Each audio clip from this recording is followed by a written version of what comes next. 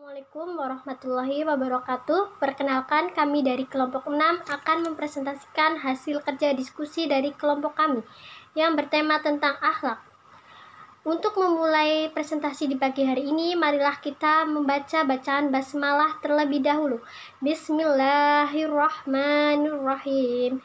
Kelompok kami terdiri dari 4 anggota yang akan dibacakan materinya masing-masing oleh kelompok kami. Nama saya Novandi Ilham Dirgantoro dari kelompok 6. Ini membacakan pengertian akhlak. Akhlak berasal dari bahasa Arab, jamak, dari bentuknya mudorot, khulun, yang berarti budi pekerti, perangai, tingkah laku, dan tabiat. Sedangkan menurut istilah adalah pengetahuan yang menjelaskan tentang baik dan guru, mengatur pergaulan manusia, dan menentukan tujuan akhir dari usaha pekerjaannya. Istilah dan pendapat para ahli tentang akhlak yaitu: A. Secara terminologis atau istilah, akhlak adalah ilmu yang menentukan batas antara yang baik dan buruk, terpuji atau tercela, menyangkut perkataan dan perbuatan manusia lahir dan batin. Secara terminologis, akhlak berarti keadaan gerak jiwa yang mendorong ke arah melakukan perbuatan dengan tidak menghajat pikiran. B. Menurut para ahli, menurut Ibnu Misakawi, akhlak adalah keadaan jiwa seorang yang mendorong untuk melakukan perbuatan-perbuatan tanpa melalui pertimbangan pikiran terlebih dahulu. Menurut Al-Ghazali, akhlak adalah suatu sifat yang tertanam dalam jiwa yang daripadanya timbul perbuatan-perbuatan dengan mudah tanpa memerlukan pertimbangan pikiran.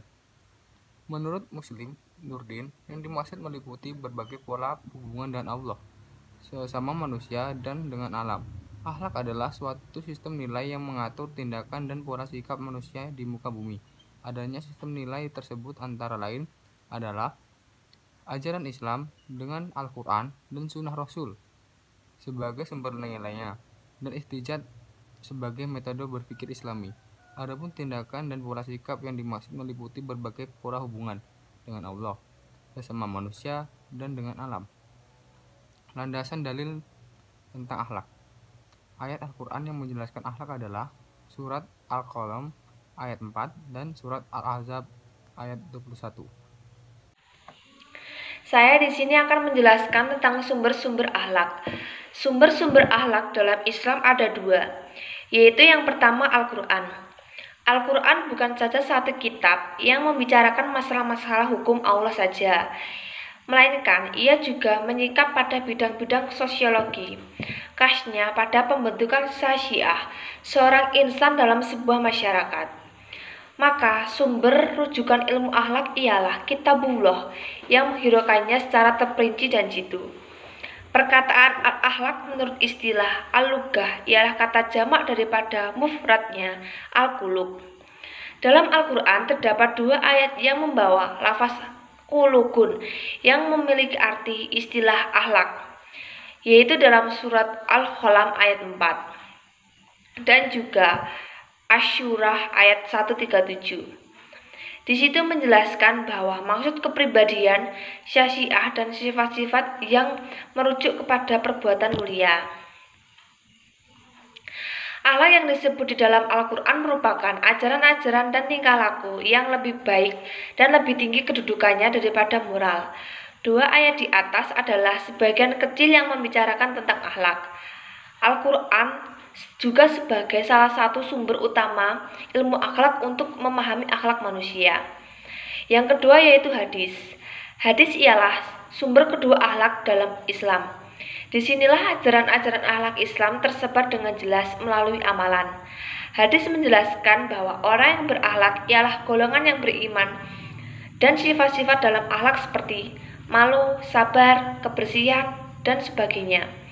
Akhlak yang mulia adalah akhlak tanda dan hasil daripada iman yang sebenarnya. Tidak ada nilai bagi iman yang tidak disertai oleh akhlak. Sekian sumber-sumber yang bisa saya sampaikan. Putri Wijanisi, di sini saya akan menjelaskan mengenai macam-macam akhlak. Mengenai macam-macam akhlak sesuai dengan ajaran agama tentang adanya perbedaan manusia dalam segala seginya. Maka dalam hal ini menurut Muhammad Ibnu Qayyim ada 2 jenis akhlak, yaitu yang pertama akhlak daruri dan yang kedua akhlak muhtasyabi. Adapun akhlak daruri adalah akhlak asli. Dalam arti akhlak tersebut sudah secara otomatis merupakan pemberian dari Tuhan secara langsung, tanpa memerlukan latihan, kebiasaan, dan pendidikan.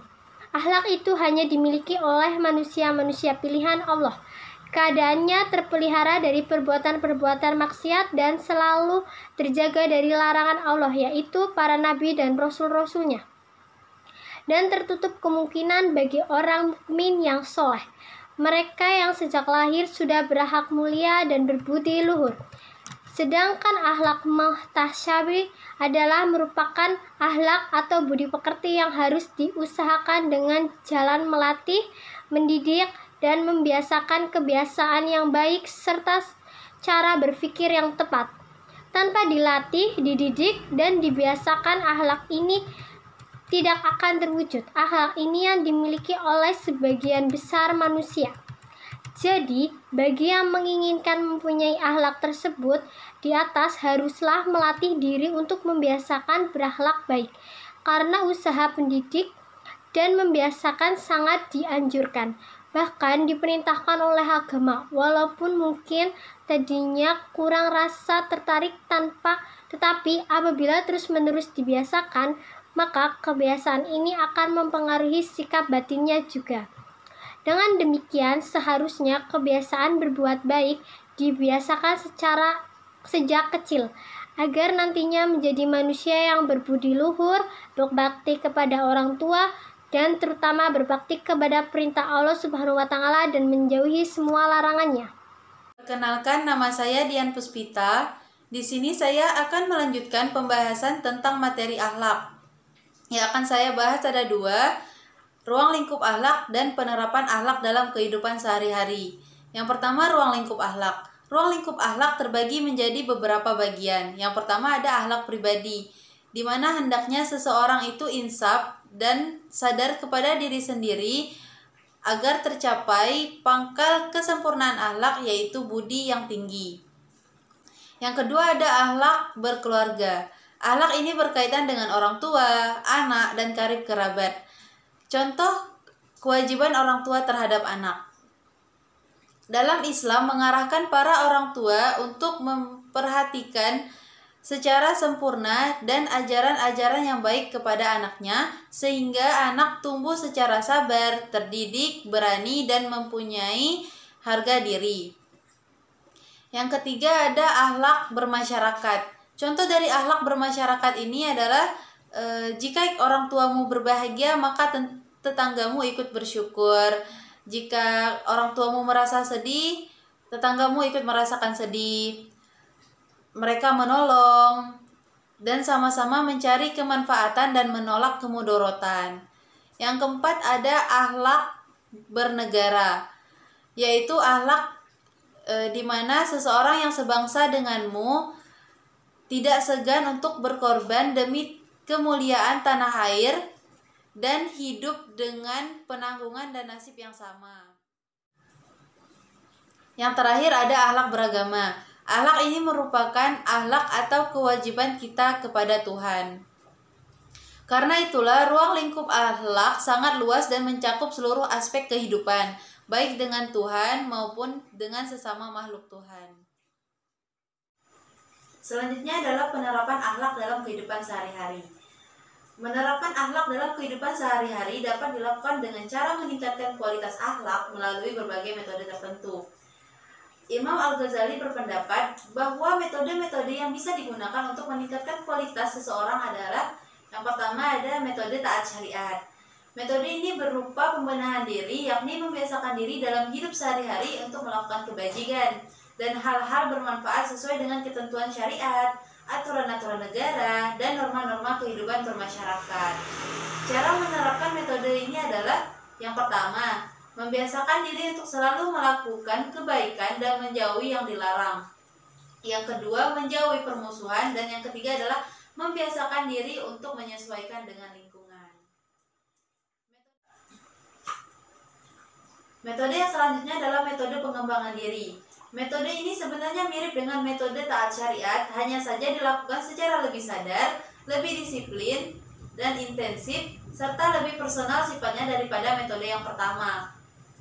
Cara menerapkan metode pengembangan diri ini adalah yang pertama, berupaya meneladani perbuatan-perbuatan terpuji. Yang kedua, membiasakan konsisten untuk melakukan kebiasaan terpuji. Dan yang ketiga, berusaha meningkatkan potensi diri.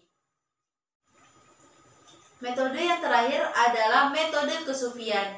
Metode ini bercorak spiritual religius dan bertujuan untuk meningkatkan kualitas pribadi, mendekati citra insan ideal atau insan kamil. Di antara ketiga metode yang saya jelaskan, metode kesufian ini dianggap tertinggi oleh Al-Ghazali dalam proses peningkatan derajat kerohanian, khususnya dalam meraih akhlak terpuji.